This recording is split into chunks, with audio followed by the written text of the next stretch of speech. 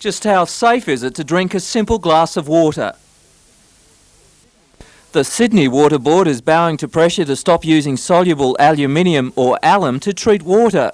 There is some evidence alum can lead to brain problems such as Alzheimer's disease, and while it's by no means conclusive, the Sydney Water Board has opted for a change.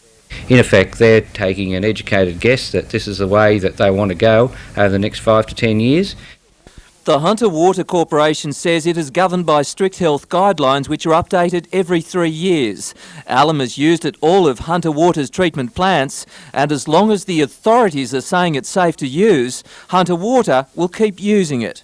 If the water quality guidelines that we have to comply with to meet our operating licence are changed, then we'll obviously change the process. Present guidelines stipulate 0.2 of a milligram of alum per litre is okay. Hunter Water says its levels are less than half that. Peter Ryan, NBN News.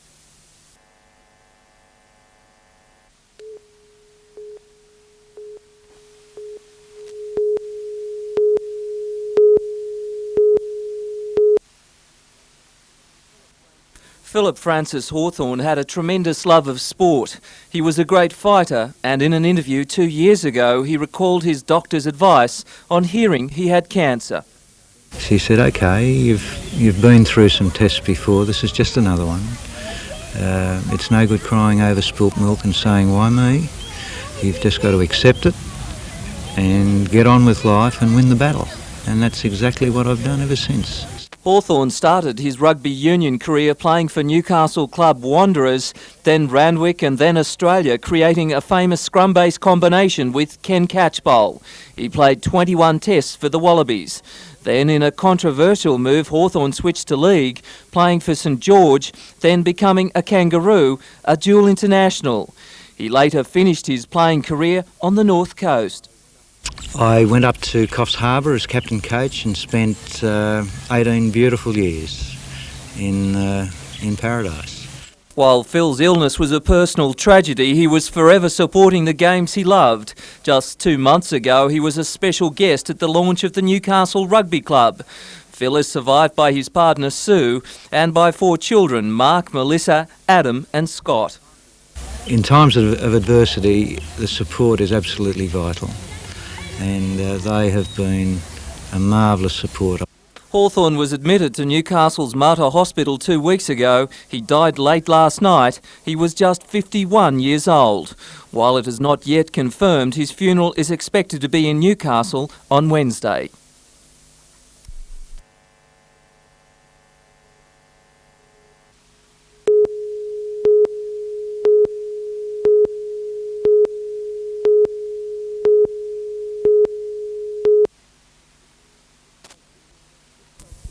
The smoke signalled danger for an area just recovering from its last long hot season.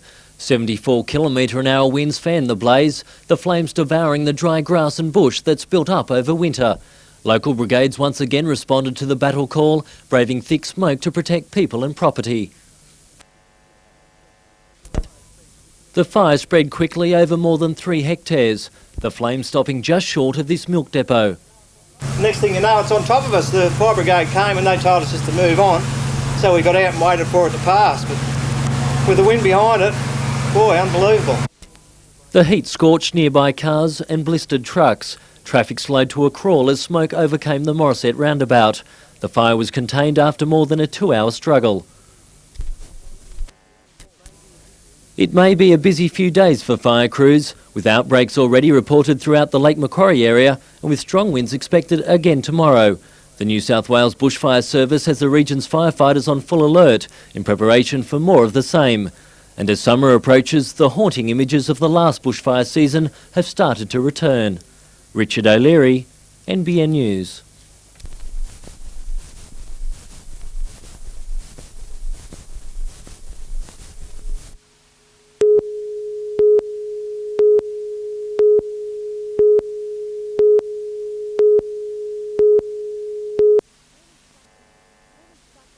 Ernest Sucker has been pushing for Maitland City Council to repair the sites for almost 18 months. He says some graves had marble chip removed and replaced by riverstone. On others, ornaments were removed and not replaced. But some of the oldest tombs in the region, which flood with water during rain, were left untouched. This is the worst type of vandalism because people get paid to do it, and that should not be.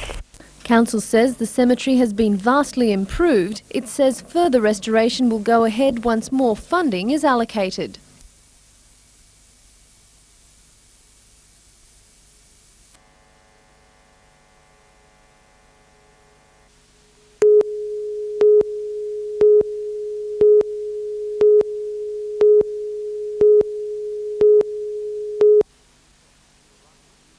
The Rucker-Utah collision forced the Falcons guard out of Saturday's gallant 2-point loss to Illawarra and possibly the season, after further tests today revealed the extent of his injuries. Belief is that I've damaged the thoracic cage, which kind of wraps all around the front, the ribs, and also unfortunately includes probably a bit of spinal damage. The incident has disappointed Falcons players and officials who are contemplating further action. Certainly there's a decision to be made there, and if we feel it's warranted, we will be asking the NBL to have a look at the tape and consider what action's necessary. Newcastle must either beat North Melbourne or rely on the Gold Coast defeating Illawarra to qualify for the playoffs. Due to immense pain and back spasms, the tenacious Rucker has been ordered to rest till Wednesday, but he remains optimistic of taking the court on Saturday. If we can, fight that pain off, then I stand a pretty good chance of playing.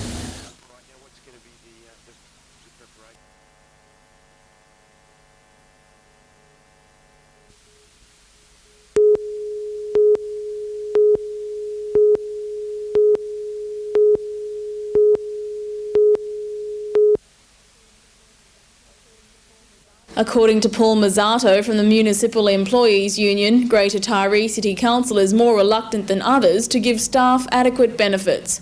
He says there's been a high staff turnover in the health and engineering divisions. Wages and worker participation in the decision-making process have been issues brought to the attention of the union. Council's Corporate Review Committee met to discuss staff problems yesterday. But Taree Mayor Ralph Metcalfe has refused to comment on staff morale or speculate about conflicts with senior management. Well, I guess that's the various staff movements that previously have come about. A lot of it has been through attrition, a lot of it has been through the transferring from one council area to another council area. The Municipal Employees Union is hoping to conduct a meeting with council staff to discuss the matter further. Tracy Walsh, NBN News.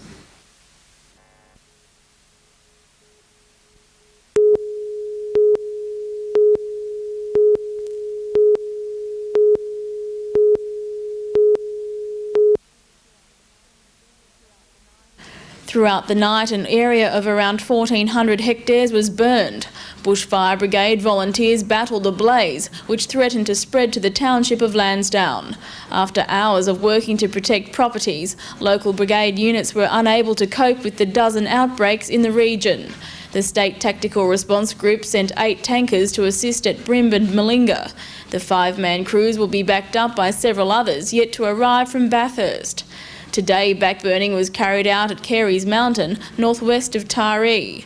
The gale force winds have put many houses at risk. At Mount George, an old railway carriage and a caravan were destroyed by fire. District Forester Jim Simmons says the climate is drier than during the January bushfires.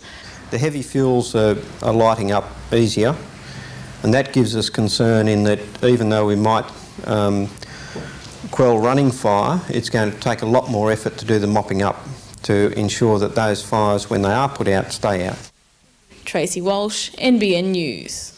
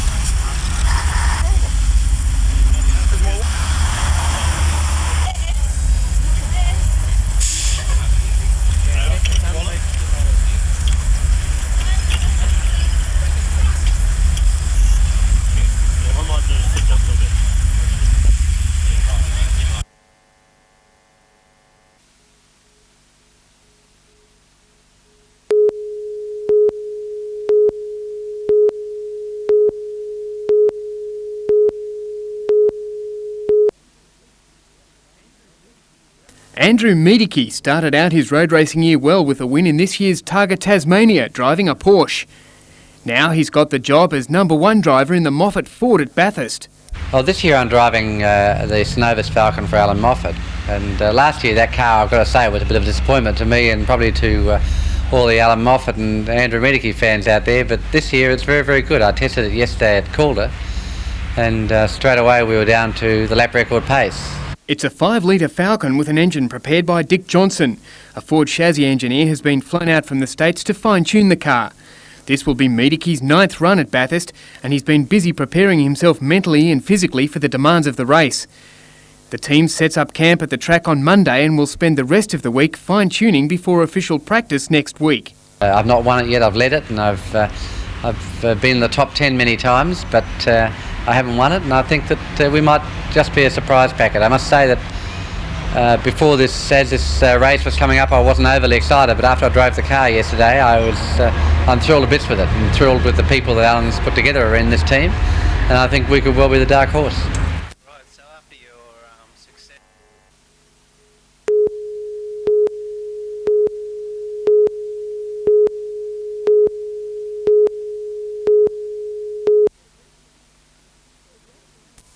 The graduands received their degrees from 7 of the university's faculties. Students studying economics, education and engineering finished their courses at different times to most others, making it difficult for them to graduate in the traditional April-May ceremonies.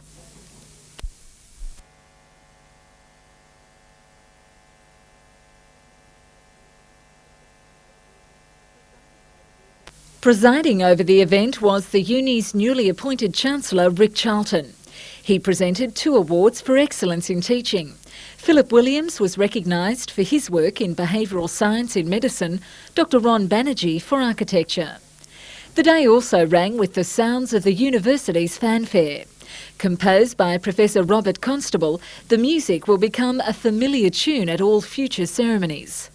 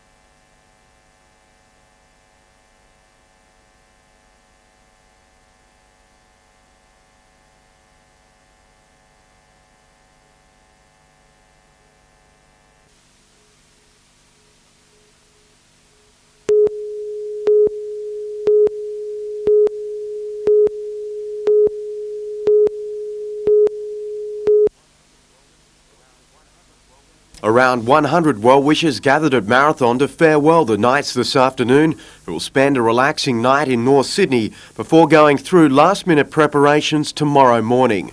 Expectations are high following last year's grand final defeat. Coach Robert Finch confident after what he considers an improved preparation this season. He also believes the loss to the Sharks in the major semi has been an advantage, one they will capitalise on tomorrow. The loss to Cronulla in the first instance was a saviour for us. I really don't think we could have won it anyway if we'd have gone straight through. We had a lot of problems in that game that we needed to address, and if we'd have gone through, we obviously wouldn't have addressed them. Meantime, the Newcastle Falcons have wound up preparations for what amounts to their grand final against North Melbourne at the Entertainment Centre tonight. Injured import Derek Rucker has shown further improvement and will definitely take some part in the game and could even start the match, which the Falcons must win to be assured of a place in the playoffs.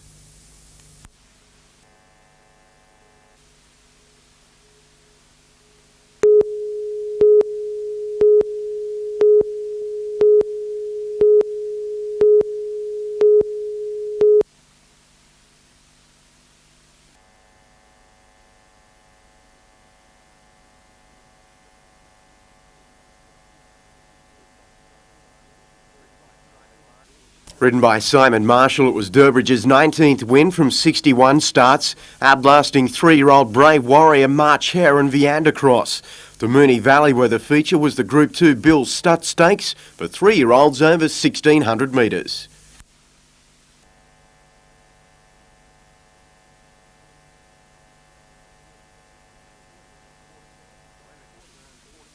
Levick returned 4.10 and 1.40 for the win, with St Covert and Punctual filling the minors.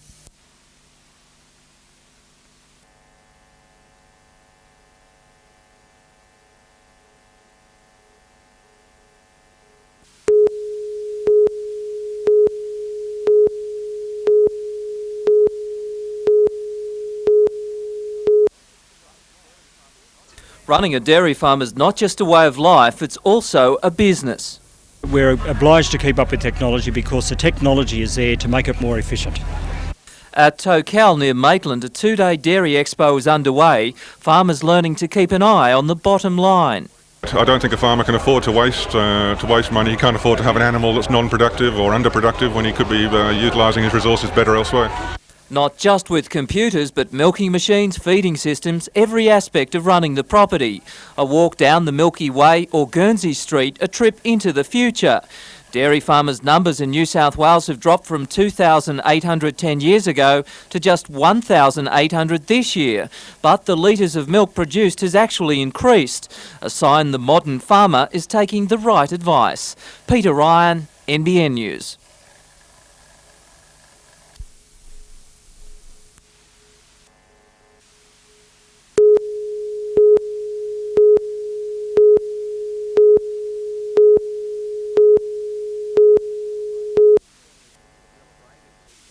To celebrate its centenary year, the Maitland Cricket Association was awarded the City Country game, the first time it's been staged outside Sydney. The 50-over-a-side match is bound to produce plenty of runs on a small ground with a flat wicket. It's normally a batting wicket, which is what the crowd like too, but Robbins Oval is normally a very hard track. The local curators have been putting a lot of time into it, and the wicket is really looking good. The country selectors this morning chose 4 former Newcastle players, the most recent Anthony Stewart and Peter Gerrits. Armadale's Paul Ryan and Gunnedar's Grant Pimenta were also selected. The City side will be led by state captain and wicketkeeper Phil Emery and paceman Wayne Holsworth. With several regular Shield players in Pakistan and an injury to speedster Phil Alley, the match will be a chance for several country players to press for further selection. An excellent opportunities this year, and also with the Australian A side to be picked. There'll be a number of New South Wales players in that team, I'm sure. So, yes, I'd say at least 4 or 5 spots up for grab, and if they can perform well at Maitland, the New South Wales selectors will obviously be watching with great interest.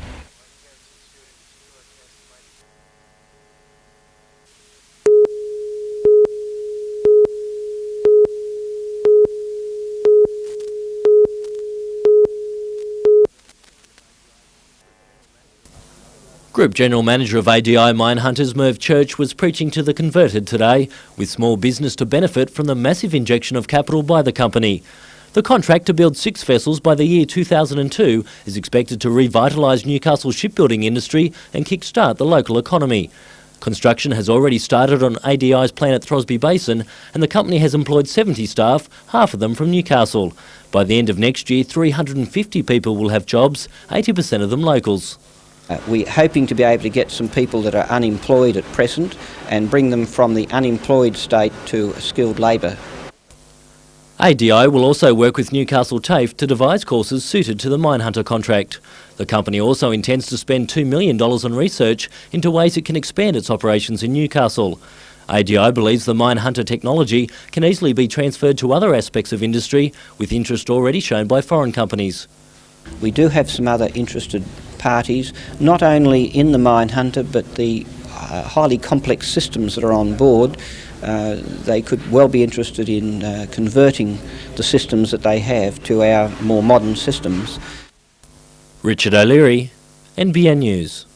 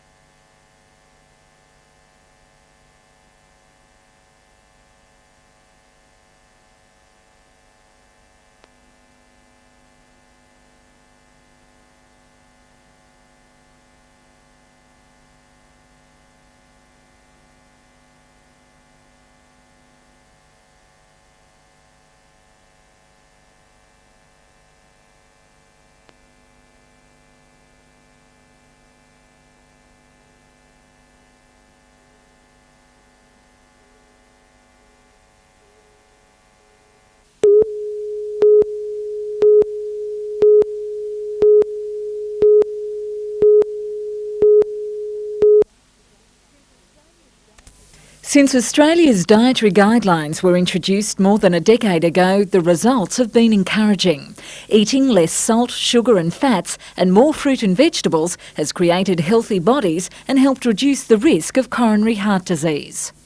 The public is willing to take on these things, and we appear to be seeing now changes in disease related to these nutritional changes.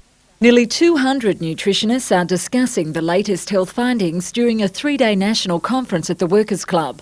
High on the agenda today, the importance of eating fish. We don't eat nearly enough fish. The benefits are derived mainly from the omega-3 fatty acids, but also because fish is a very high, or contains a very high quality protein. The relatively new industry of fish farming is starting to create ripples. The biggest problem facing consumers, whether to buy from the wild or a more controlled environment. We should be able to ensure really that a farmed fish is better than a wild-caught fish. Because with wild fish, you basically take them as they come.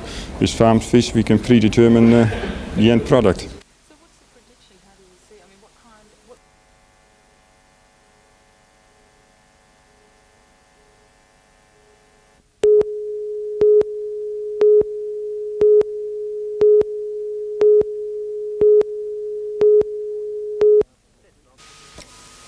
Cessnock was in mourning today after the freakish death of one of its young sons.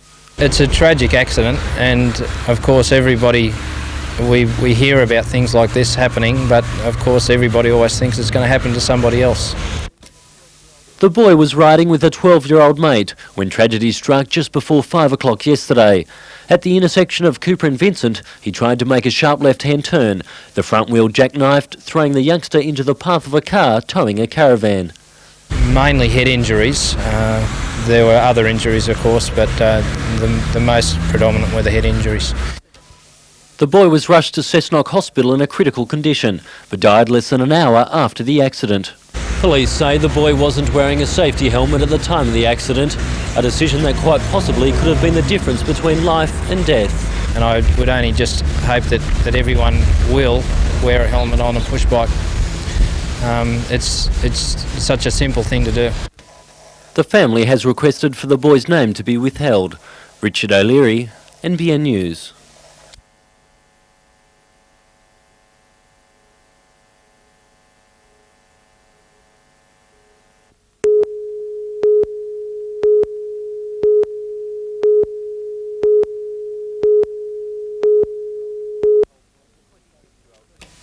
The 26-year-old man from Coal Point had been sailing with a friend when the catamaran capsized just after 1:30. Only his friend surfaced, triggering an extensive search of the area between Coal Point and Greenpoint. Grey clouds cast a deathly shadow over the lake as emergency vessels and pleasure craft scoured the water. The Westpac helicopter made sweeping passes over the choppy lake surface, but there was no sign of the missing man.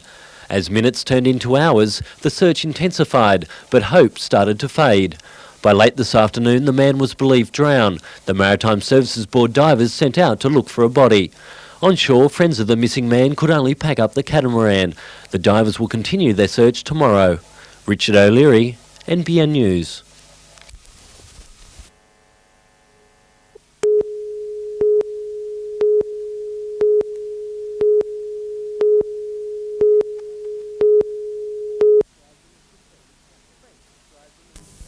Friends described them as the perfect couple. Anthony and Lisa were childhood sweethearts as students of Raymond Terrace High School. The relationship blossomed into marriage on Saturday with a service at St John's Anglican Church in the Newcastle suburb of Cooks Hill. They left the next day for what should have been a honeymoon on Lord Howe Island. At 25, Anthony was a roof restorer and football manager for rugby league player Jason Martin. The two were friends from an early age in their hometown of Tea Gardens, north of Newcastle. 26-year-old Lisa was a rising talent in NIB Healthcare's promotions department. As the search continues, family and friends remain optimistic about the couple, who were dealt such a blow only days after the happiest day of their lives. Richard O'Leary, NBN News.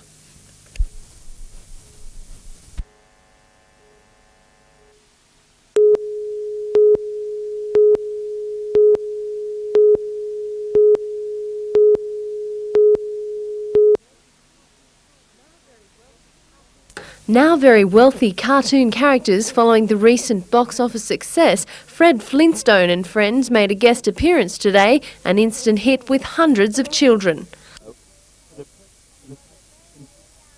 Well, the movie, like this big pterodactyl came and Fred and Barney's cutting and pooed on their cars. For others, that meant a clear run. Business was booming down Sideshow Alley, where everyone's a winner.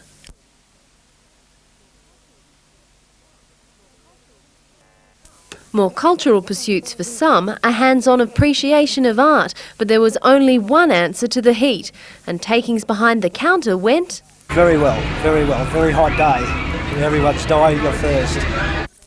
The heat wasn't the only thing making people sticky. Body painting took on all too real proportions, although the traditional kind was still popular. After day 3, organisers say this year's combined Festival of Newcastle is on track for record attendances.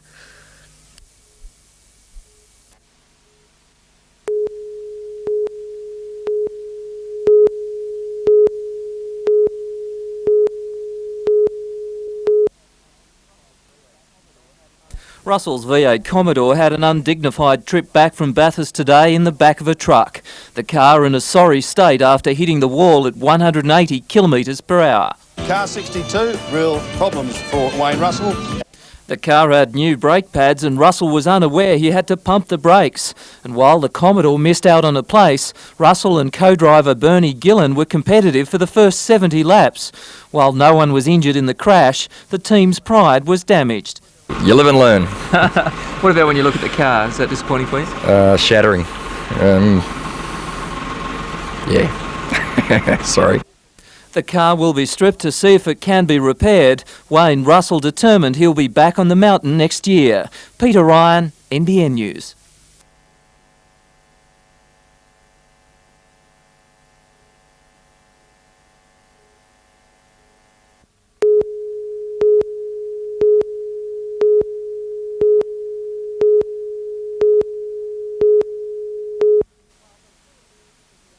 While the full impact of the '89 quake was felt at Hamilton, buildings in the neighbouring central business district of Newcastle were severely shaken. 800 have been recently inspected, half need strengthening, but only a quarter of property owners have taken action. Well-maintained buildings, irrespective of their age, performed well. It was poorly maintained buildings. The message all the time is maintain the buildings. While Council has introduced a program to upgrade hazardous structures, it may be forced to take legal action to ensure public safety.